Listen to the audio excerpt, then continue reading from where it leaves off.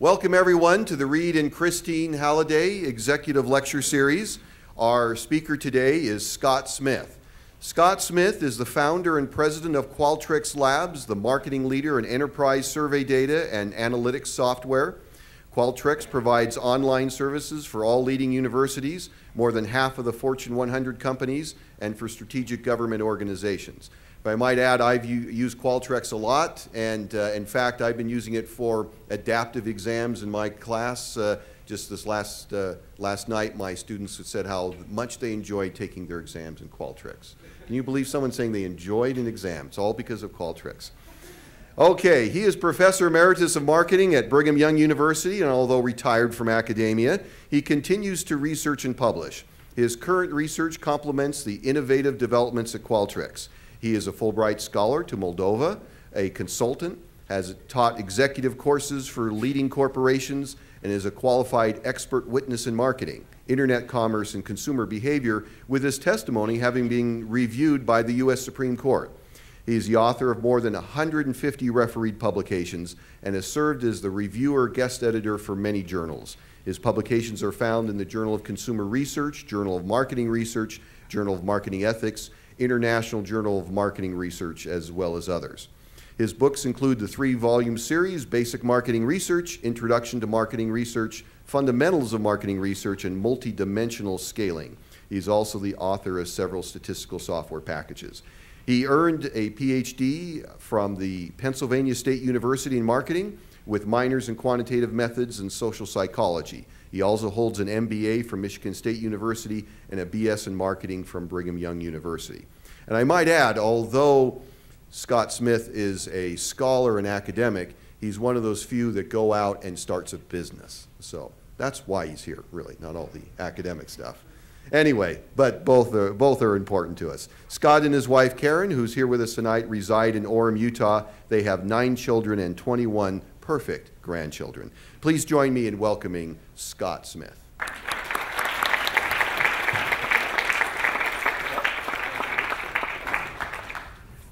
It's good to be with you today. Those students that are taking tests using Qualtrics, I really find it hard to believe that you enjoyed it. But, not that it has anything to do with Qualtrics. I'm very grateful to be here at UVU. It is just always a pleasure to come on campus. We have been associated with UVU for decades, literally, and we love the students. There's always such a positive atmosphere and just positive things that are going on here. You should be very, very grateful to be at an institution like that. We even have students or children have graduated from UVU, so we are fully invested, as the saying goes. I've been asked to talk today and to share a little bit about Qualtrics. And what I would like to focus on really is kind of the road that we went down. The road of being in entrepreneurship is always a bumpy one. It's a road that has a lot of ruts and boulders in it, and I'd like to share some things that will hopefully, if you have the opportunity to be an entrepreneur or take that opportunity, that you will maybe not hit the same boulders that we did, or all of them. So that's kind of the objective today. Again, thank you for being here. We're going to try to save some time for questions at the end of this, and so here we go. 2012, what a year. This has been an insane year for Qualtrics. In March of last year, March, April, we, for the first time, took some funding, and we brought on 2 partners, Excel Partners and Sequoia Capital. And if you've never heard of these companies, go to their website. These are the big dogs of funding, entrepreneurial ventures in the tech world, and their list goes something like Apple, Google, Intel, Facebook, Dropbox, and about everybody else that you've heard of. Amazing, amazing companies. A lot of things have happened since we've done that. Yesterday, Forbes announced that we are number 24 on the list of most promising companies from all industries, which we were quite pleased with that. Earlier, Digital Insider says we're the number 36 most valuable private tech company. Well, that's kind of interesting. You know, I look at those numbers and those statements. I'm going, wow, oh, geez, can't believe that. Not sure I do believe that. But anyway, it's been an interesting ride. Want to talk about these two companies for a minute. Amazing, amazing companies. Quite incredible. Largest joint venture that they have ever done together. One of the largest last year at all. But the interesting thing is that we didn't need the money. It wasn't about the money. It was all about the partnership. These guys are good. We wanted them because they will help us take the bumps out of the road. That's the only reason that they're there. And we're just absolutely delighted. Excel and Sequoia have lived up to every expectation we could have had, and we are just, great friends. Absolutely love them. Okay, so let's take a look at Qualtrics. This is where Qualtrics started. Started in early 2000s. We're taking a look at the basement. Okay, imagine starting a business out of the basement. When we moved into the house, we actually bought the house, moved in. There was nothing there. It was framed. So we had to go through and basically build out the basement to begin with. Okay, a lot of stories there. Can you imagine starting a business there and trying to hire someone? And they say, I'm a college graduate, I've got a master's in engineering, or I'm this and that. And they try to explain to their parents that they're working in a basement, okay, for limited salary. Well, that's kind of the way we started. And we'll get into this a little bit. We build it out. First 2 employees. Okay, that's Ryan Smith, my son back in the corner, and Stuart Orgel. And Stuart joined us, and number 1 and number 2. I remember Stu's mom and dad coming down into the basement and kind of looking around. They're going, my son graduated from BYU in accounting. Okay, and he's here, the 2 of us. And my office was on the other side. Okay, so you're getting on the phone trying to sell software to somebody, and the client asks for something. Well, let me get approval. You put the phone down for a minute, wait. Okay, that'd be just fine. Or you say, I need to get our head of engineering on the phone. You put the phone down, you run to the other room and say, hey, we didn't have any switching or anything. Pick up the phone. This is what you need to say. Okay, you do that. And that's the way things start out. Stuart, I'll talk about it in terms of team, but remember these 2 guys. And this is the way we lived for a long time. Notice the tables, notice the chairs, whatever. We're sitting on stuff that costs $5, $10. It is not an extravagant office by any way, shape, or form. In 2000, we kind of began things in the basement here. We had 1 product. We grew and grew. We ended up with 100 business schools, 20 employees. Eventually, we got to when in 2006 we ended up moving out of the basement. Okay, it just got too small. We had 20 cars parked out in front of the house, and the neighbors started complaining. The garbage man would come, he couldn't pick up the cans, and we'd have to get them to come back. I mean, it was just kind of a nightmare. So, in 2007, we ended up leasing 3,500 square feet, and we worked and worked. In the next couple of years, we ended up getting 250 business schools. We had about 10,000 users that were using the product. We found that we were bundled in about 17 techs, market research techs. We had about 50 employees at that time, and we ended up taking the other half of the floor and then the next floor up, and we grew and grew. We got to 450 business schools. And then we started getting a little bit into the international market, into the Fortune 500. We actually purchased the building, and 6 months later we decided we were out of room, so we had to move. Okay? We moved down into Riverwood into the Dynex building. We took 1/2 of 1 floor 2 years ago, and we hired and we've hired. We ended up with a full first floor. We ended up with a full second floor that's being built out now. And we're going to end up moving to the 3rd floor with 120,000 feet. And projections are that we're going to have 500 employees by the end of the year. Okay? This is one heck of a ride, let me tell you. Because every single 6 months we have to reinvent the whole darn company. because it changes. It's growing that fast. New assignments, all sorts of things that are happening with Qualtrics. So how did this happen?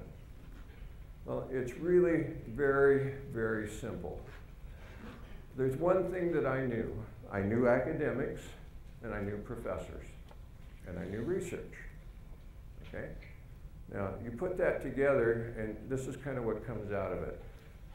Research professors in an academic setting are insane. They're crazy people. Okay? And I can say that because I've been one for 30 years. They research. They have to be not only on the cutting edge, but on the bleeding edge to get their stuff published in major academic journals. They want things in a research tool that are just unimaginable. They want timing, they want logic, they want things that just push the development of a tool like Qualtrics has. And I knew that if we could satisfy them, we could satisfy virtually any major corporation that was out there.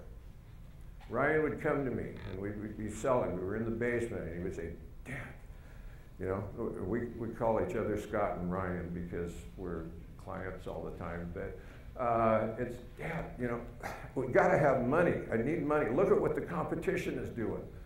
We need to advertise. We need to do this. We need to do that." And the question is, what's stopping you? Go ahead, Ryan, but you can't have any money. We don't have any. Okay, at that point, I think the first 5 years I didn't ever take a paycheck. Everybody got paid but me, but that's okay. Okay, that was my capital that I put in.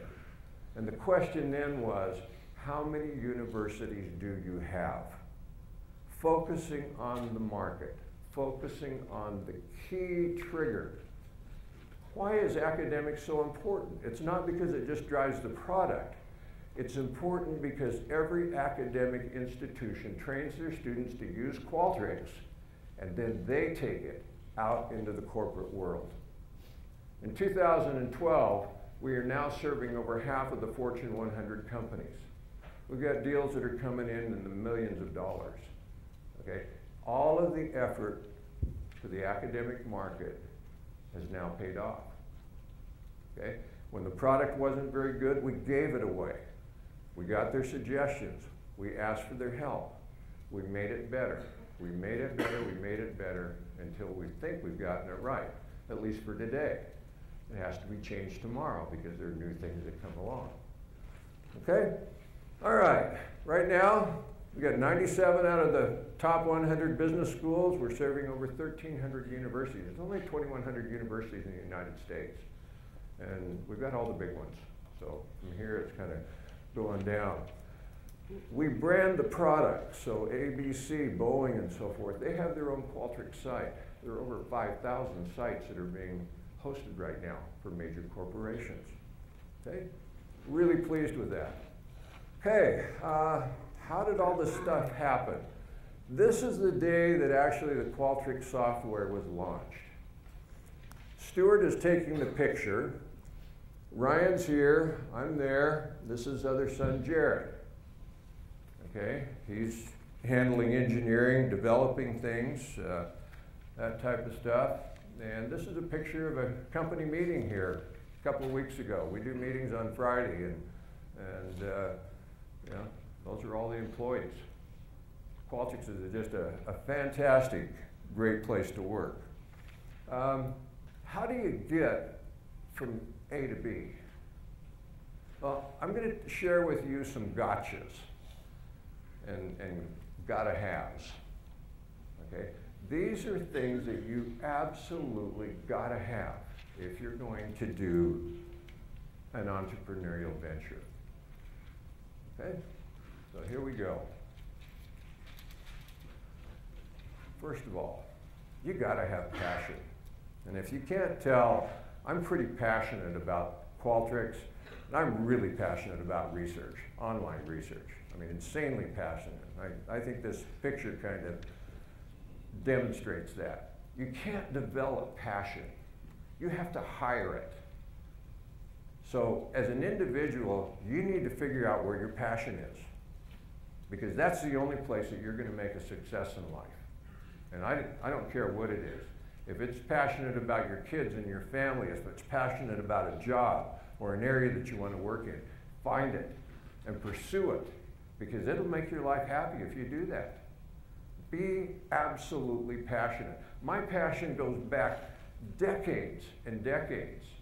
In 1970, okay, I took a marketing research class. I was sitting in your seat, and I had to do a research project, and I had a survey that we put together, and something clicked. It just absolutely clicked in my heart, and I thought, I want to pursue this. And I went on to a master's program after that, and studied for a couple of years, getting an MBA, and I wanted to do marketing research. From 1973 to 1979, I was in a PhD program, okay? Wanted to do research. I learned the tools of a trade, okay? Came out of there and went to University of Oregon, BYU. Learned how to do research. They teach you kind of how when you're in doctoral programs and that kind of stuff, but you really have to figure it out yourself. It's like on-the-job training. Okay, after that, we went through some internet years from 95 to 97. Learned about online market research. Actually, the first research or market, the first tool to create questionnaires was actually built in the early to mid 1980s when PCs came out. It's that far back. Okay, in 1997, got a consulting gig, and we had to do online survey, had to build one.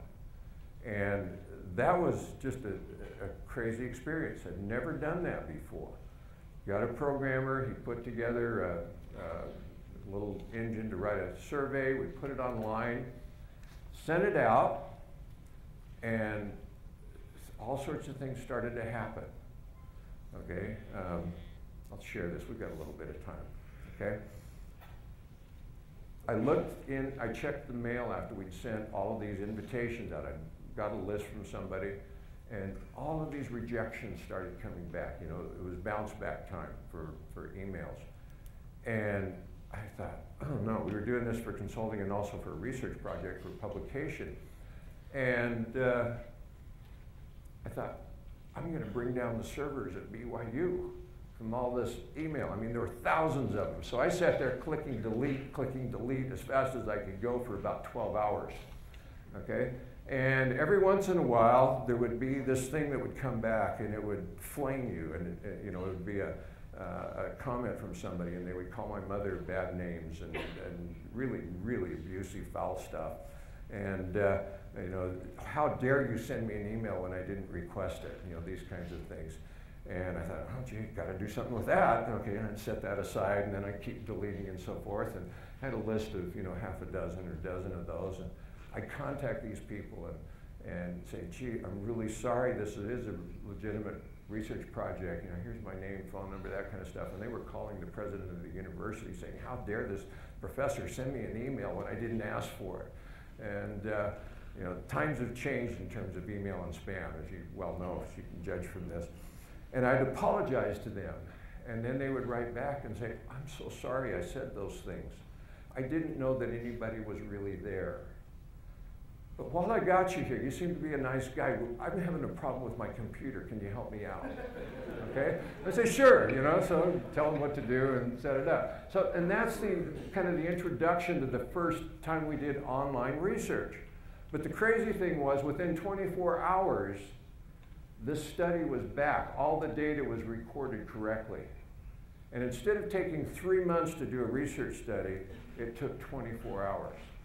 And then the previous research and things that I'd done building how to, a paper questionnaire came into perspective, and you're saying, whoa, pretty good idea. This took away a lot of pain. And from there, we went forward and forward and forward, and pursued and ended up what we have now. That's kind of the genesis of some of this. Okay? Second thing, learn from failure. Okay? I like this. Failure can destroy you, or can make you so freaking mad that you work even harder and become the winner that you know you are. Okay? You are going to fail. You are going to fail. Everybody does. The key is to get over it and to make it better. It's called repentance, okay, if you haven't figured that out, okay?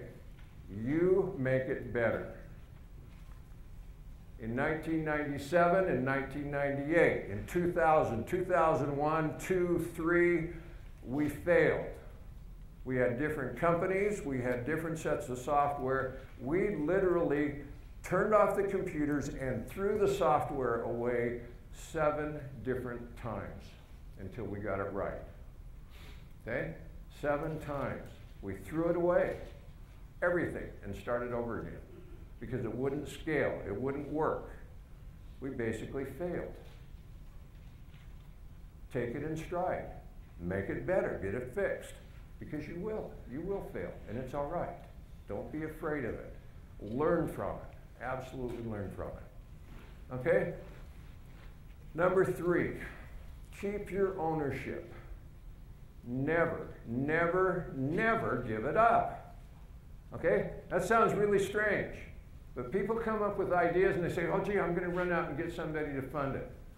You get really smart MBAs and they will take a segment of the market and they will analyze the heck out of it and they will sit down and they will brainstorm on it and they'll come up with 3 or 4 products that they think will work. And then they'll go to Sequoia or go to Excel and they'll say, hey, will you fund my product?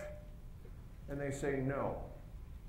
And the reason is they do not have the passion. Okay? I've got 30, 40 years of passion. You have to have the passion because that's what makes it work. You have to have failed because you understand what it takes to get up again. And you understand and you're a little bit smarter about what this area that you're doing business with. Okay? Don't give up ownership. If you have less than 60% ownership, that is, if you give 40% of your company away, you don't own it anymore. Your investors do. You need 66% for a supermajority. And at that point, you can control it and do what you want. We took our investors in. We still have supermajority on the ownership of Qualtrics. Never give it up. The longer you wait, the more you put in of your own skin and make this thing happen, the better off you're going to be. Okay, you're the one that's going to get fat from sitting at the desk. You're going to be the one that's working all night, hours.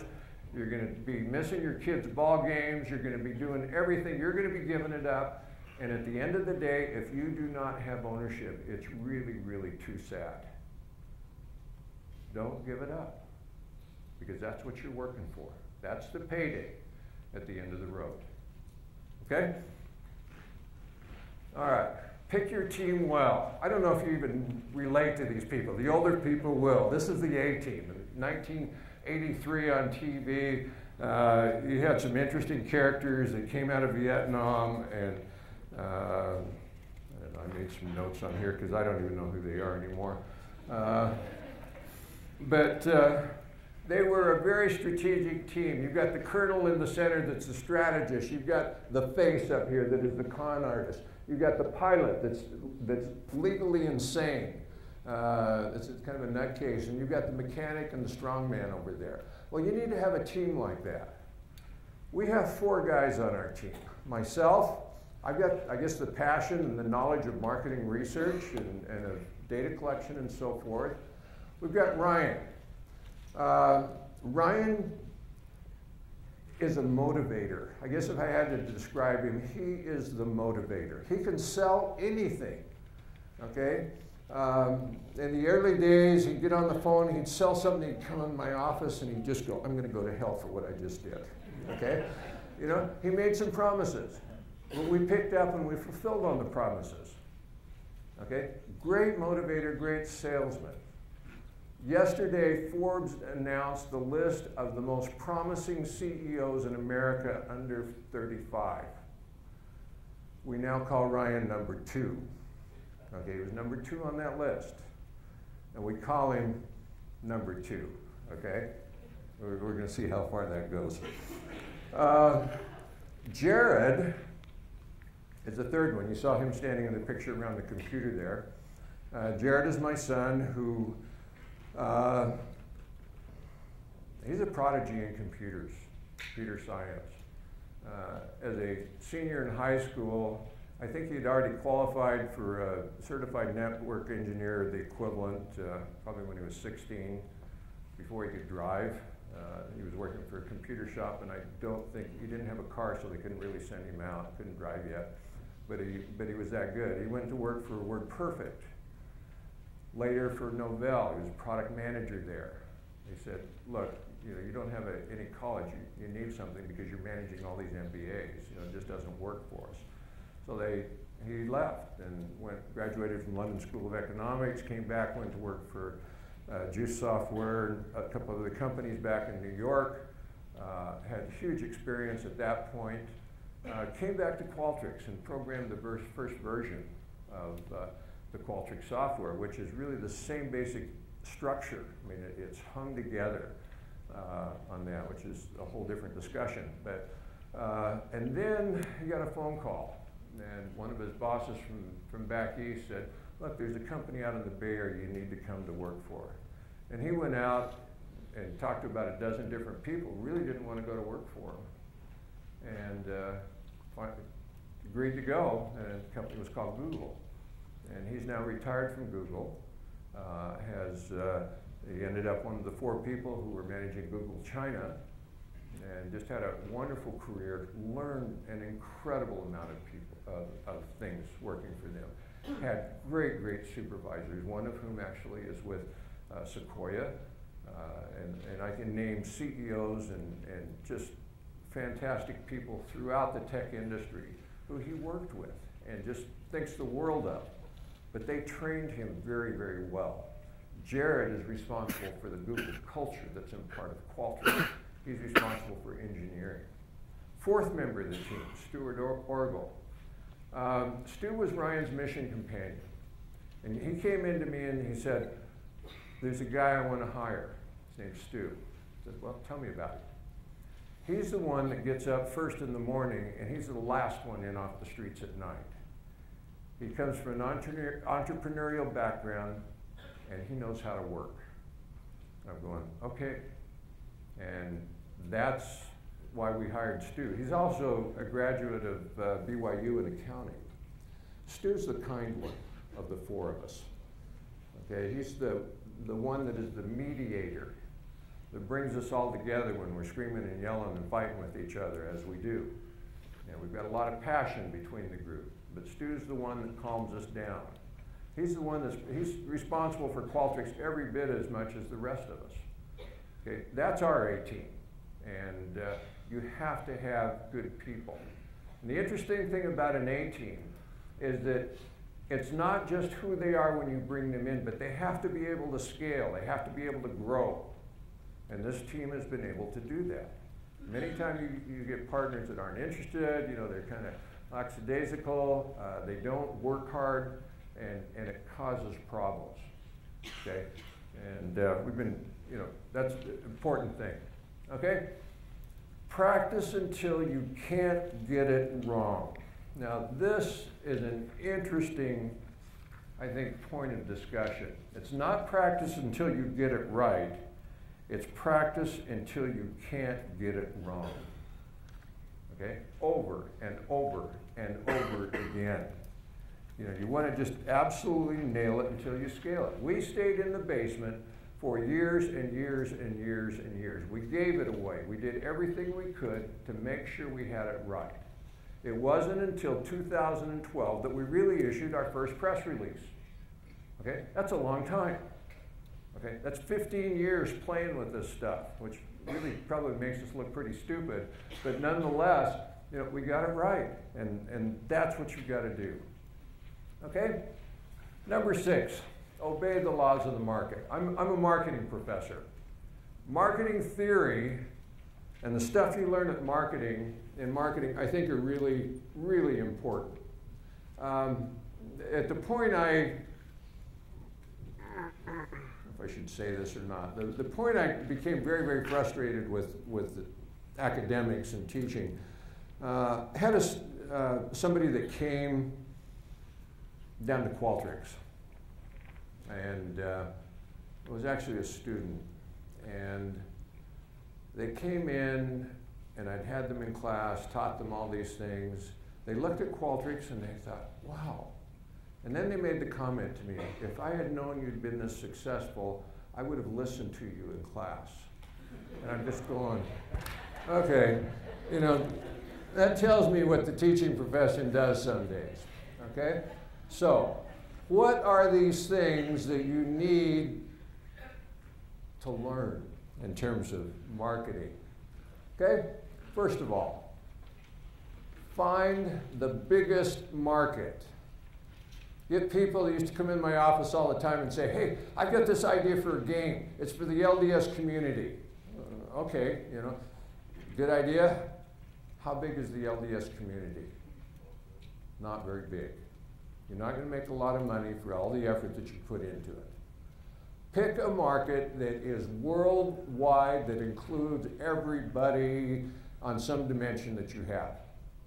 Okay? Make it big enough to work. How big is it? How many people? Can you really get to them? Okay? Can you reach them? All universities? Okay, that works. All businesses in the world? That works. Okay? Make it big enough.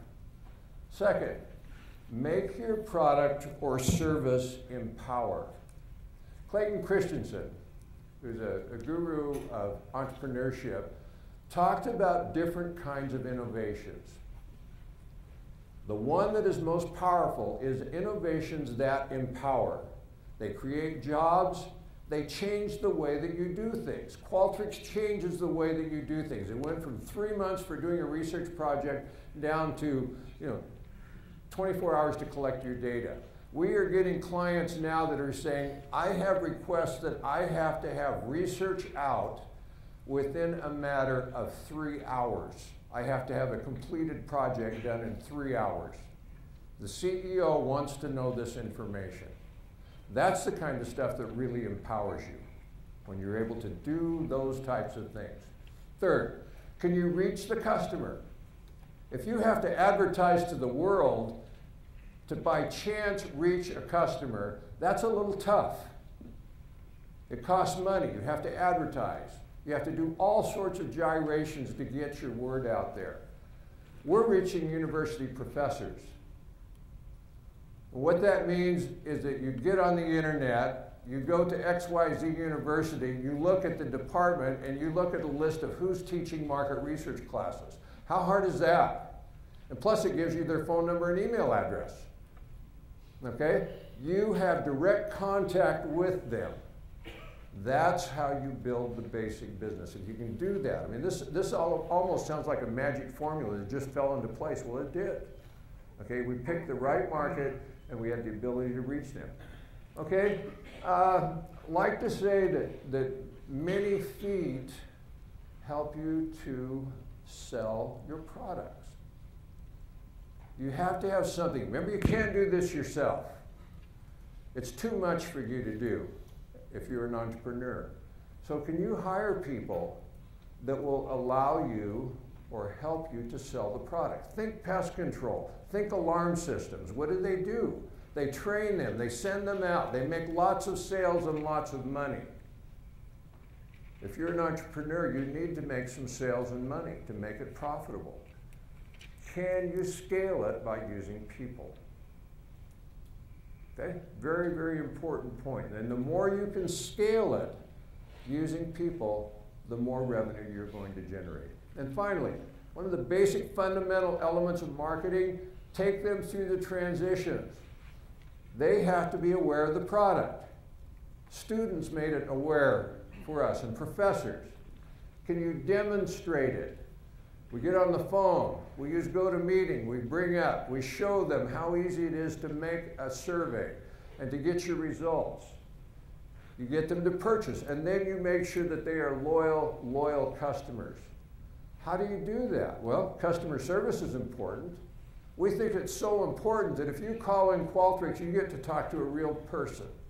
We don't want people to go and listen through some chain of push 1, push 2, push 3, and then they get shipped off to some other country to somebody that's reading a script. It doesn't work. It doesn't work for us. Okay, so those are really the key rules, and there are lots of others. I think the one that's absolutely critical is that you do not scrimp on your attorneys and on your accountants. Okay, we did that. We got into a lot of trouble. Okay, you don't have time to take care of your books and your accounting right. Okay, you need attorneys that will put all of your documents in place so that you can get NDAs and non-competes and legal documents that secure your company. You know, that's absolutely critical. Make sure you have those. Okay? All right. So, number 7, develop a culture for success. This has been very, very difficult for me as a concept, simply because I'm old school. I'm not of this generation. Jared is the engineer that is responsible for the Qualtrics culture. Ryan is the cheerleader. Okay, you go down to Qualtrics and it's not like any company that you have ever seen. Freaks me out when we've got dance marathons going on down there with the machines. We've got shuffleboard there. We've got pool tables. We've got TVs all over. There was a Super Bowl party there on Sunday. You go there Friday night and it's a date night. Okay? There's a gym there. They bring their girlfriends. They bring their family.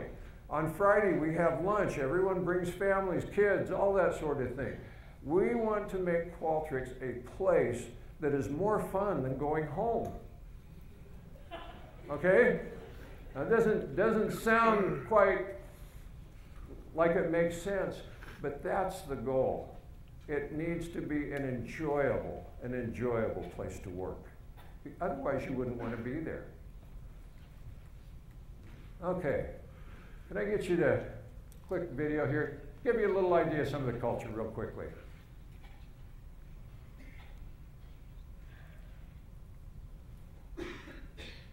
So the opportunity to move up and promotion comes a lot quicker here. The product is so exciting. You have the opportunity to work with top brands and companies around the world.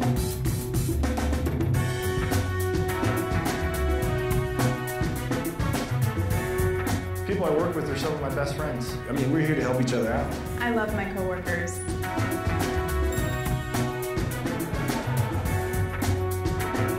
I think the culture is very transparent. It's very open. Everybody knows what everyone's doing, and we're really able to maintain responsibility that way.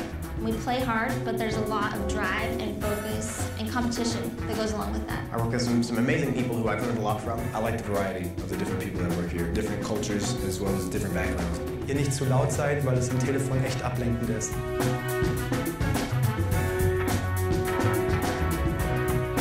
What can you say about Barnaby? Barnaby's just a member of the family, and it wouldn't be Qualtrics without him. Barnaby's a legend. Barnaby is a leader. He's dedicated. He doesn't understand the coding very well, but we're happy to hear his input.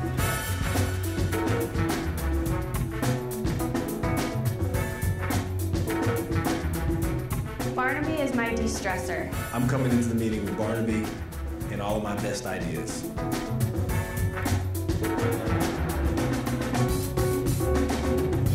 I love Qualtrics because it's a really fun place to be. Free food, office dog, great product.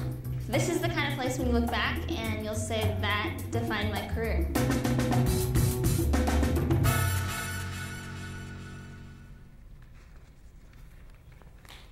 Good.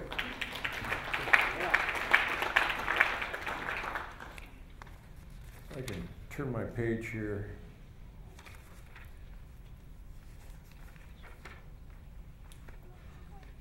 Okay. Let me add one more thing, and I know we're getting close on time, and I want to allow time for questions. And that is, what does Qualtrics look for when we look for employees? Okay? Now, the reason I want to bring this up is because it is really the model that answers the question of what kind of person should you be? Okay? Not just for Qualtrics, but what kind of a person should you develop yourself to be? All right, we look for a few basic fundamental characteristics, one of which is a demonstrated drive. Okay? You can come in and say, hey, I really got a lot of drive here, want to do something, but does it show? Have you demonstrated it somewhere? It doesn't matter where it is. It doesn't matter if it's in projects, working to feed the homeless. It just doesn't matter. If it's mission experience, if that's the route you took, it doesn't matter. But you need to demonstrate that you have drive. Secondly, what is your trajectory? Sometimes we get resumes from individuals that, you know, they did something and then there's this gap. There's no trajectory in there. They checked out for 6 months or a year, okay? Have a trajectory. I did something good, I did something better, I did something better than that. Third thing, can you pivot? We all know basketball, we pivot. Well, in your life, you're going to end up with 5 jobs, 7 jobs, 10 jobs, because life changes nowadays. It's not the same way it was before. If you come to Qualtrics, we've got you here this week, and 2 weeks later we may say, hey, need you to work over in this department over here, and you have to pivot. You have to be able to pick up a new job and run as fast as you can run. Fourth thing, have other people identified you as an A player? Okay. Are you an A player? And I don't care if it's sports, I don't care where it is, but are you an A player? Has that been tagged? Because that's part of the history that you're carrying with you. Next, can you function in a meritocracy? At Qualtrics, you're rewarded based on what you do. We fill out snippets every week and report what we're going to do, and then next week we check them off and say, I did these things. We have what are called OKRs. We set goals in different categories every quarter, and then we are graded against them. And from that, we get our bonuses. Okay? It's kind of tough. If you're somebody that kind of sits there and doesn't really follow through and get things done, there's no bonus. Okay? It's a meritocracy.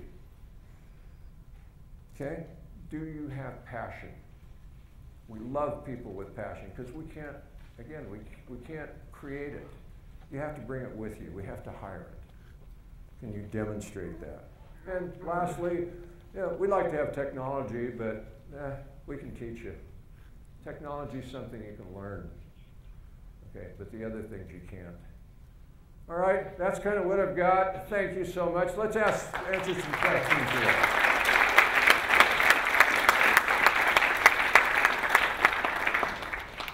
Please.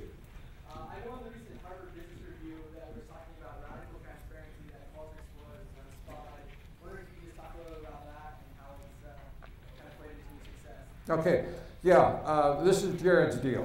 Okay, we are transparent. Everything from, you walk around, there are no walls. There are glass windows for the meeting rooms. You've got your desks that are there, and you can literally see everything within the office. You walk and you can see 20 different computer screens. We don't have problems with Facebook, Facebooking during work hours and those types of things. You know, you're there to do your job. Transparency also involves all sorts of other things. We publish minutes of our minutes for our board meetings, for office hours, that type of thing. Everybody gets a copy of those. We want everyone to know. If you think that you're starting to communicate effectively, you're only getting started. When you think that they're sick of hearing about it, then at that point you may be getting through. Okay, communication is extremely, extremely important. Everybody knows our goals and so forth. We have a system called Odo where everything is tracked. Everything is tracked within the company. Phone calls, emails, that type of thing. All of the sales objectives. You can go in if you're a salesperson and look at every other person's sales performance and who they're selling to. Okay, it's that type of thing. Everything is open.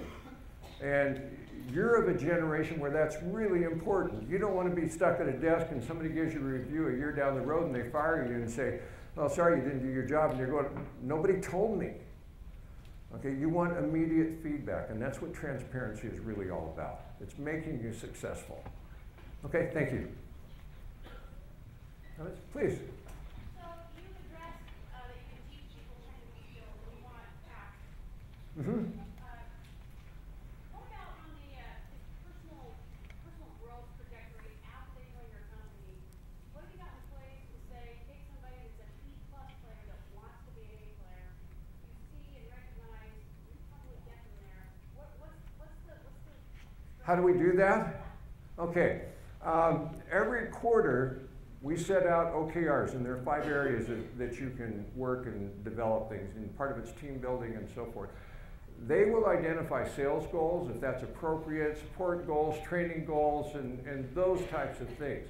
There's also an area in there where they can put personal improvement goals, okay? And it might be dealing with reading, learning about something, gaining a skill to do something.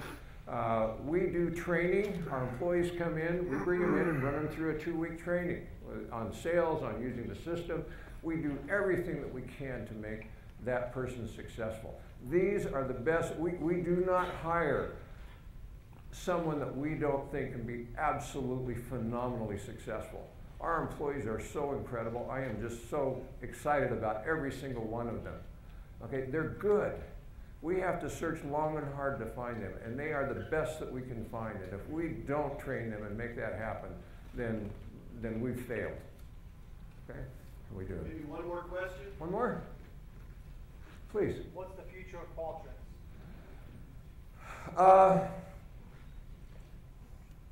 It's bright. Okay? We were in a meeting with our board the other day, and they've been talking about $1 billion company, and all of a sudden the investors are now talking $2 billion. Okay? You know, that's kind of where we're looking. We want to grow. We've got new products. We've got new areas that we're bringing online. We're just running absolutely as hard as we can run, everybody within the company. And as long as we can do that and still have fun and still make it a great place to be and work, you know, then we're on board to take this anywhere it goes. And you know, we're going to be $1 billion, $2 billion company. You know, we will get there. And we've got the team, and we're just excited. And yeah, it's been a rocket ride.